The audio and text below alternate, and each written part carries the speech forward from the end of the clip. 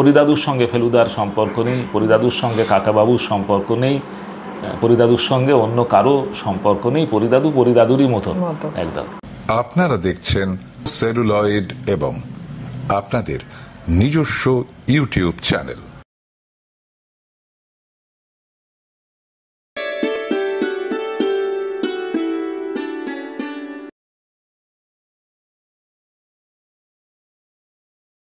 তুমি যখন ধরো প্রথমে গল্প লিখতে, তারপর তুমি মানে কোন সময় তুমি ডিসাইড করলে যে তুমি উপন্যাস শুরু করবে?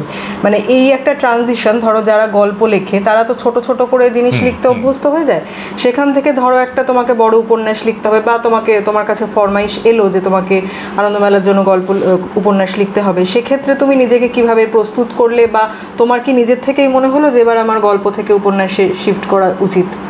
নিজের থেকেই মনে হয়েছিল। এক্ষেত্রে আমার একটা ফেজ গিয়েছিল যে ধরো স্কুল ম্যাগাজিনে তো আমাদের সময়কার আমাদের বন্ধুবান্ধবরা অনেকেই লিখত। স্কুল ম্যাগাজিনের পরেও লেখালেখিটাকে এগিয়ে নিয়ে যাওয়া যায়, এই চিন্তাটা আমাদের বেশিরভাগের ক্ষেত্রেই আর থাকতো না। আমার ক্ষেত্রে সেটা ব্যতিক্রম হয়েছিল তারও কতকগুলো কার্যকারণ সম্পর্কের ভিত্তিতে। আমি যখন উচ্চ মাধ্যমিক পাশ করলাম, আমার বরাবর ইচ্ছে ছিল আমি বাংলা নিয়ে পড়ব। 11-এ যখন পড়ি তখন সেই চিন্তাটা একটু বদলে গেল এই জন্য আমার দাদার এক বন্ধু, সে আমারও বন্ধু ছিল, আমরা একসঙ্গে আড্ডা মারতাম। ও ইংরেজি নিয়ে পড়তো, তা বিকেলবেলা করে ওর সঙ্গে বসে আমরা যখন আড্ডা মারতাম মাঝে মাঝেই, ও আমাকে নানা রকম কবিতা গল্প এইসব বলতো যে এই পড়লাম তাই পড়লাম। তা আমার তখন মনে হয়েছিল যে আমি যদি বাংলা অনার্স নিয়ে ভর্তি হই, তাহলে বাংলায় যে গল্প উপন্যাস নাটকগুলো পাঠ্য বিষয়ের অন্তর্ভুক্ত সেগুলো সবই আমার জানা, তখন পড়া, কিন্তু ইংরেজিতেও যেগুলো বলে তার কোনোটাই আমার পড়া নেই। আমার মনে হয়েছিল যে এইটা যদি আমি পড়ি, একটা নতুন সাহিত্য আমার কিছুটা হলেও জানা হবে। এবং ওই আমাকে হাত ধরে উচ্চ মাধ্যমিকের পরে সুরেন্দ্রনাথ কলেজে ভর্তি করে দিয়েছিল, যেহেতু ও পড়তো। কারণ আমার তখন সেই সময়ে যে নম্বর ছিল, তাইতে করে সুরেন্দ্রনাথ, বঙ্গবাসী, সিটি, সেন্ট পলস, বিদ্যাসাগর যে কোনো কলেজেই ভর্তি হয়ে যেতে পারতাম, ডিরেক্ট অ্যাডমিশান হয়ে যেত। কিন্তু আমাকে নিয়ে গিয়ে ওইখানে ভর্তি করে দিয়েছিল। আমার বাবাও তাতে কিছুটা প্ররোচনা দিয়েছিলেন এই জন্যে যে আমার বাবা মা প্রত্যেকেরই একটা ধারণা ছিল, হয়তো সঠিক ধারণা, যে তারা বলেন আমি খুব ক্যাবলা, আমি তো বাইরে খুব একটা বেরোই টেরোই না। তখন তো কলকাতায় একা খুব একটা যাইও নি, সুরেন্দ্রনাথ কলেজ হলে শিয়ালদায় নেমে একটুখানি হেঁটে চলে যাওয়া যাবে, আর যেহেতু দাদার বন্ধু মাথার উপরে আছে অভিভাবকের মতন, এরাও কিছুটা নিশ্চিন্ত হয়। কিন্তু ওই সুরেন্দ্রনাথ কলেজে ভর্তি হওয়ায় আমার লেখালেখির সঙ্গে একটা অঙ্গাঙ্গী সূত্র তৈরি হলো। আমি যদি সুরেন্দ্রনাথ কলেজে না পড়তাম সুমেধা, আমি হয়তো লেখক হতামই না, আমি হয়তো কোনোদিন লিখতামই না। সুরেন্দ্রনাথ কলেজে ভর্তি হয়ে দুটো ঘটনা ঘটল। প্রথম ঘটনা যে আমারই স্কুলের 1 বছরের সিনিয়র 3-4 জন দাদা, তাদের সঙ্গে নতুন করে ওখানে দেখা হল, যারা প্রত্যেকেই আমাদের স্কুলে পড়ার সময় স্কুল ম্যাগাজিনে লিখতো এবং অত্যন্ত ভালো লিখতো, তারা সকলেই খুব ভালো ছাত্র ছিল। তো তারা আমাকে ধরে বললো যে আরে তুইও ভর্তি হয়েছিস, ভালোই হয়েছে, তুমি নিশটা আবার পেয়ে গেলে। হ্যাঁ, এবং ওরা আমাকে বললো যে চল আমরা সবাই মিলে একটা পত্রিকা বার করি। মানে আমরা একটা লিটল ম্যাগাজিন বের করা শুরু করলাম। ওই সুরেন্দ্রনাথ কলেজে ওদের সঙ্গে যোগাযোগ হলো বলে, এবং ওই কলেজেরই 2-1 জন বন্ধু বান্ধব আমাদের সঙ্গে জুটে গেল। আর দ্বিতীয় যে ঘটনা ঘটলো সেটা হচ্ছে আমার কলেজের বাংলা বিভাগের কিছু ছাত্রছাত্রী, তারা সুরেন্দ্রনাথ সান্ধ্য কলেজের একজন অধ্যাপকের কাছে পড়তে যেতেন, যে অধ্যাপক 80-র দশকের বিশিষ্ট কবি এবং প্রাবন্ধিক জহর সেন মজুমদার। তো আমি যেহেতু লেখালেখি করি, তো তারা জহরদার সঙ্গে আমার আলাপ করিয়ে দিয়েছিল এবং আমার লেখার মোড় ঘুরিয়ে দিয়েছিলেন জহর সেন মজুমদার। এবং মূলত জহরদার হাত ধরেই আমার কলকাতার বিভিন্ন যে সমান্তরাল পত্রপত্রিকা, যাতে অনেকে লিটল ম্যাগাজিন বলেন, আমি লিটল ম্যাগাজিন শব্দটা খুব সচেতনভাবে ব্যবহার করতে চাই না, তো আমি সেই সমান্তরাল পত্রিকায় বিপুলভাবে লেখালেখি শুরু করি। মানে তোমারও তাহলে শুরুর দিকে লিটল ম্যাগাজিনে তুমি অনেক লিখেছো। হ্যাঁ, যদিও প্রায় একই সঙ্গে পাশাপাশি, ধরা যাক আমি 94-95 সালে লিটল ম্যাগাজিনেও লেখা শুরু হচ্ছে, আবার 94 সালে কিশোর জ্ঞান বিজ্ঞান, এবং 95 সালে আনন্দমেলাতেও লেখা শুরু হচ্ছে আমার। আমি 95 সালে আমার প্রথম আনন্দমেলায় গল্প বেরিয়েছিল, তার আগের বছরে কিশোর জ্ঞান বিজ্ঞানে বেরিয়েছিল 94 সালে। 92 সালে মানে যখন আমি সেকেন্ড ইয়ারে পড়ি, তখন গণশক্তি রবিবারের কথায় আমার গল্প বেরিয়েছিল। এটা প্রথম বড় কাগজে আমার গল্প বেরোয়। মানে একই সঙ্গে আমি তখন লিটল ম্যাগাজিনগুলোয় চুটিয়ে কবিতা লিখছি, আর মাঝে মাঝে এক আধটা গল্প লিখছি আনন্দমেলায়। এই 2004-05 এরকম সময় দেখা গেল যে আনন্দমেলার তখন সম্পাদক পরিবর্তন হয়েছে, তিনি আমাকে বাড়িতে চিঠি দিয়ে গল্প চাইতে শুরু করলেন। আচ্ছা। তখন তো সেই সময় আমি পরপর গোটা 2 গল্প এরকম তিনি যখন চিঠি পাঠিয়ে গল্প চাইছেন, ওই 2003-04 এরকম সময় সম্ভবত, তখন আমি একটা গল্প লেখার পর আমার মনে হয়েছিল যে এই গল্পটা আরেকটু বড় করা যেত, মানে এটা একটা উপন্যাস হতে পারত প্রথম, আমার মনে হয়। মানে দেখো, আমি কিন্তু আনন্দমেলায় লেখা শুরু করেছি 1995-94 সাল থেকেই গল্প লিখছি ছোটদের জন্যে, কারণ কিশোর জ্ঞান বিজ্ঞানে 94 সালে বেরিয়েছে, আমাদের পত্রিকাটাও তখন বেরোচ্ছে। এতদিন পর, মানে প্রায় 10 বছর পর আমার মনে হলো যে একটা উপন্যাস লেখা যেতে পারত, মানে আমি একটা উপন্যাসও করতে পারতাম, চাই। মানে 10 বছর গল্প, এবং হ্যাঁ 10 বছর আমি গল্প তো লিখেছি, আর লিটল ম্যাগাজিনে প্রচুর কবিতা লিখেছি ওই সময়। ওই 10 বছর আমি প্রচুর কবিতা লিখেছি, আমার তখন একাধিক কবিতার বই বেরিয়ে গেছে, আমি তখন সাহিত্য পুরস্কার পেয়েছি কবি হিসাবে, এবং তখন কলকাতায় যত লোক আমাকে চেনে তারা কবি হিসাবেই চেনে। আচ্ছা। এবং প্রায় সমস্ত বড় পত্রপত্রিকায় লিটল ম্যাগাজিন, যতগুলো বড় লিটল ম্যাগাজিন আছে নাম করা, কৃত্তিবাস ছাড়া তার সবগুলোয় আমি তখন নিয়মিত লিখি, এবং কৃত্তিবাসে লিখবো না বলে লিখিনি। তখন তুমি কবি জয়দেব? হ্যাঁ, তখন আমি কবি জয়দীপ চক্রবর্তী, মানে আমার তখন প্রায় 3-4টে কবিতার বই বেরিয়ে গেছে আর কি সেই সময়, 2003-04 মধ্যে। সেই সময় গিয়ে আমার তখন মনে হচ্ছে যে গল্পটা আর একটু মনোযোগ দেওয়া দরকার, এবং আমি উপন্যাস লিখতে পারি। তখন আমি একদিন, সেই সময় আনন্দমেলার যিনি সম্পাদক ছিলেন পৌলমী সেনগুপ্ত, আমি পৌলমীদিকে জিজ্ঞেস করি, আমি গল্প জমা দিতে গিয়েছিলাম ওখানে, গিয়ে পৌলমীদিকে জিজ্ঞেস করি যে আমার উপন্যাস আমি লিখবো ভাবছিলাম, তা আপনারা কি এইভাবে উপন্যাস নেন, নাকি আপনাদের উপন্যাস সবটাই আমন্ত্রিত? উনি তখন বললেন যে আপনি লিখুন। উনি বললেন যে দুটো মনে রাখতে হবে, দুটো বিষয়, যে 15,000-এর কম শব্দ যেন না হয়, আর লেখা আমাদের ভালো লাগতে হবে। আমি বললাম যে যদি মনোনীত না হয় তাহলে কি লেখা আপনি ফেরত দেবেন? অত বড় লেখা তখন তো আমি হাতে লিখি।